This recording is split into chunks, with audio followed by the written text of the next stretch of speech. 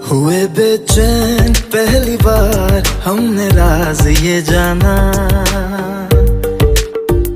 मोहब्बत में कोई आशिक क्यों बन जाता है दीवाना। अगर इकरार हो जाए किसी से प्यार हो जाए, बड़ा मुश्किल होता है दिल को समझाना। हुए बेचैन पहली बार हमने राज ये जाना, मोहब्बत में कोई आशिक क्यों बन जाता है दीवाना।